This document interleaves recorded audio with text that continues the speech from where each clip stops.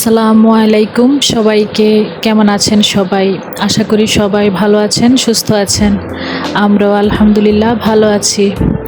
দেখতে দেখতে রমজান প্রায় শেষ হয়ে গেল, আর হয়তো থাকতে পারে। তো শুনতেছি আর কি সবার কাছে হয়তো 29 রোজা হবে আর কি। তো আজকে যেহেতু 28 রোজা চলতেছে, তো 29টা রোজা যদি হয় তাহলে কিন্তু আর একটা আছে, তারপরে কিন্তু ঈদ।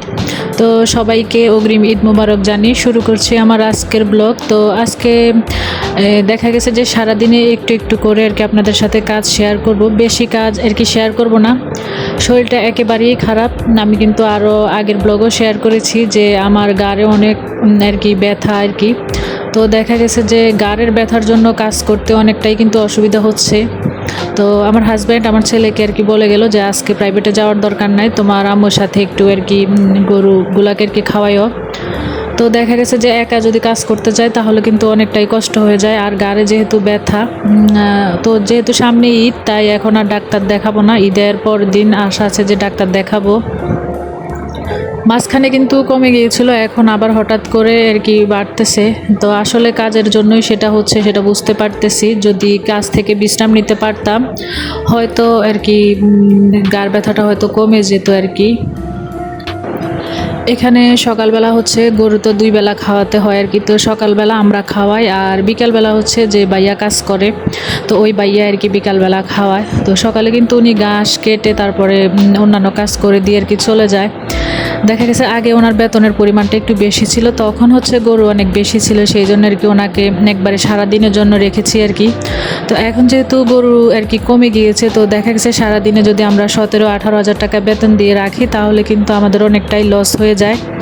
সেই জন্য আমরা একটু কাজ করি, বা উনিও আর কি হাফ বেলা কাজ করে দিয়ে যায় আর কি। তো আসলে সংসার জীবনে একটু হিসাব করে না চললে তো আর হবে না। তো মা ছেলে আর কি কষ্ট করি, আর মেয়ে তো গরু ঘরে যায় না, মেয়ে ঘরে যাই পারে একটু করে আর কি। তো এদিক দিয়ে সকালের কাজ শুধু গরু খাওয়ানোটাই আপনাদের সাথে শেয়ার করলাম। আমি আর আমার ছেলে মিলে আর কি খাওয়াচ্ছিলাম।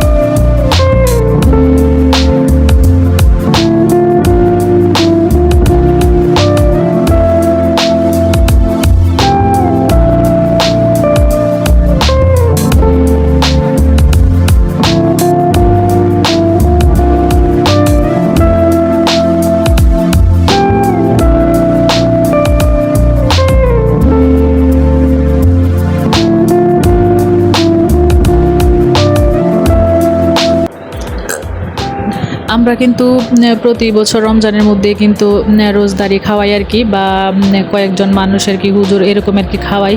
তো এবছর আমার অসুস্থতার জন্য বা অন্যান্য কারণে খাওয়ানো হচ্ছে না, তো ভাবলাম যে আজকে কয়েকজন আর কি গরিব মানুষ দেখে আর কি খাওয়াবো।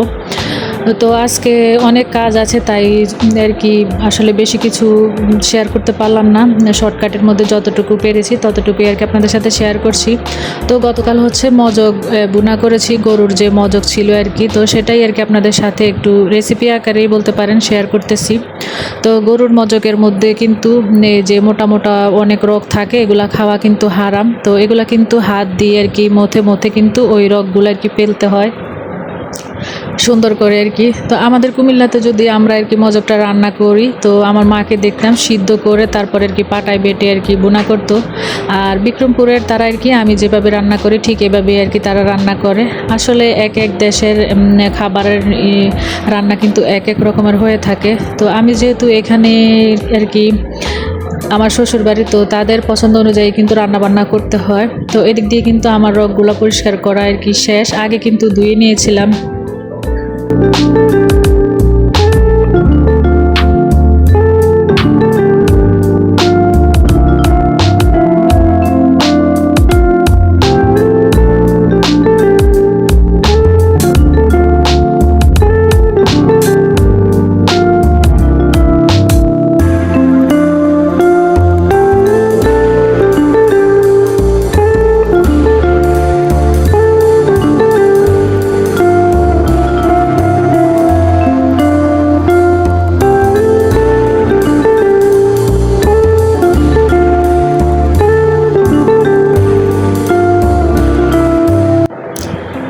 এখন আর কি একে একে আমরা গরু মাংসের মধ্যে যে মশলা দিয়ে থাকি আর কি, পেঁয়াজ, মরিচ, আদা, রসুন বাটা, হলুদ মরিচের গুঁড়া, জিরার গুঁড়া, একে একে সবগুলা মশলা দিয়ে কিন্তু হাতে মেখে তারপর আর কি মজক বোনাটা বসাবো।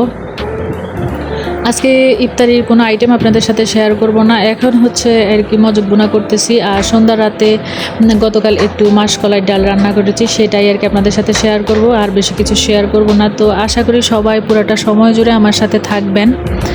অসুস্থ শরীর নিয়ে এই রোজা রেখে অনেক কষ্ট করে কিন্তু সংসারের কাজের পাশাপাশি কিন্তু আমরা যারা ব্লগিং করি তারা কিন্তু এই ইউটিউবের কাজটাও কিন্তু করতে হয়। তাই সবার কাছে অনুরোধ রইল, সবাই প্লিজ ফুল ওয়াচ করে দেবেন আর কেউ স্কিপ করবেন না। তো এদিক দিয়ে কিন্তু আমার সব মশলা দেওয়া শেষ, এখন হচ্ছে তেল দিয়ে দিলাম, এখন হচ্ছে হাত দিয়ে মেখে তারপর আর কি বসাবো।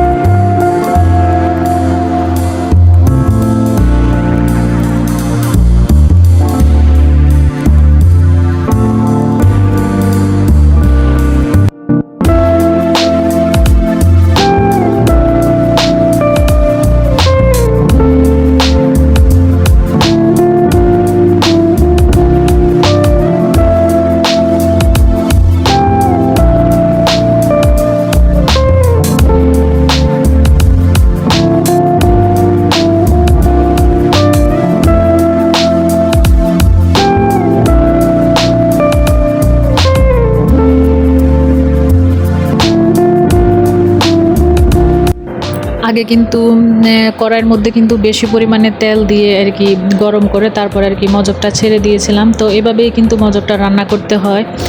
আর আমরা অন্যান্য বোনা তরকারি বা যে কোনো বাজি করতে গেলে দেখা গেছে যে বলি যে কড়াইতে লেগে যাবে, একটু নাড়ানাড়ি বেশি করতে হয়।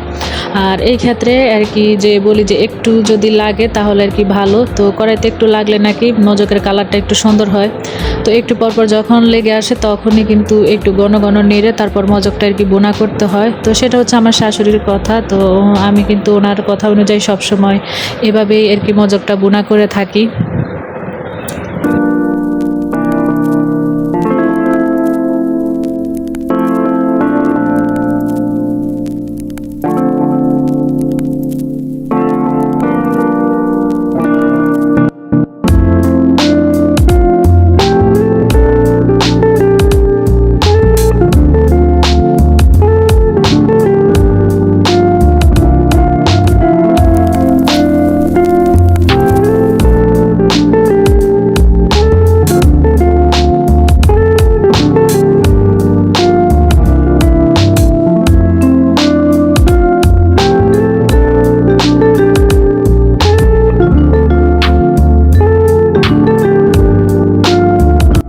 গরম ভাতের সাথে কিন্তু এই মজক বোনাটা হলে আর কিছু লাগে না, এমনিতে ভাত খাওয়া যায়। তো আমার মজক বোনাটা হয়ে গেছে, এখন হচ্ছে একটু বেড়ে নিলাম। কালারটা দেখেন কত সুন্দর হয়েছে। আর এখানে বিকালে ইফতারির আয়োজন বা অন্যান্য কাজ আর শেয়ার করি নাই, যেহেতু শরীরটা ভালো না, ভিডিও করতেও কিন্তু ভালো লাগে না। তো এদিক দিয়ে মাসকলাই ডাল রান্না করেছিলাম, সেটা আর কি আপনাদের সাথে একটু শেয়ার করতেছি। বড় আর কি রুই মাছের মাথা ছিল, সেটা দিয়ে আর কি রান্না করতেছি। অনেক বছর পর কিন্তু গতকাল আর কি মাসকলাই ডালটা খেয়েছি। তো আমার আজকের ভিডিও আপনাদের কাছে কেমন লেগেছে সবাই অবশ্যই কমেন্টের মাধ্যমে জানাবেন। আর যে যেখান থেকে আমার ভিডিওটি দেখছেন সবাই একটা লাইক দিয়ে দিবেন। তো সবাই ভালো থাকবেন, সুস্থ থাকবেন। আজকে পর্যন্তই, আল্লাহ হাফেজ।